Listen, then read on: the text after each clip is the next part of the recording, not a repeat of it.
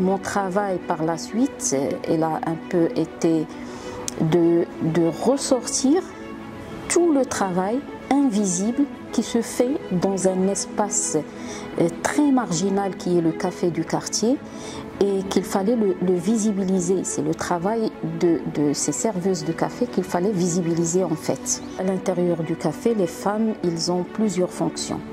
Ils sont serveuses, mais ils gardent leurs fonctions traditionnelles en tant que mère, en tant que fille, en tant que sœur. Et donc le travail c'est un synonyme de revenu.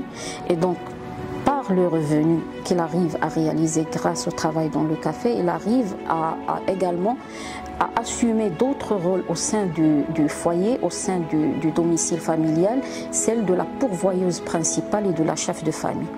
Donc le travail, il est aussi invisible qu'il soit, mais il contribue à une économie de famille et il contribue à une économie plus générale de société, si on ose dire. Les Marocains, ils s'attachent plutôt à la question des valeurs.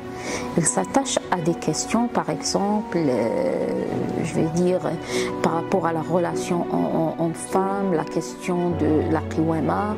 Ils vont s'attacher par rapport à la question de l'héritage, ils vont s'attacher à certaines questions que, voilà, il y a les valeurs, il y a la culture, il y a la religion.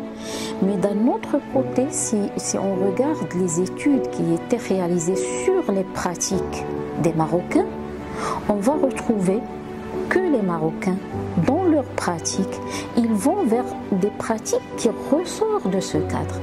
Comme j'ai dit, les gens, ils partent toujours de leur vécu, de leurs problèmes qu'ils veulent résoudre. Et donc, pour eux et pour elles, cette question de la Moudawana, ils doivent résoudre leurs problèmes, d'abord leurs problèmes. Les questions théoriques, philosophiques, ils ne les concernent pas.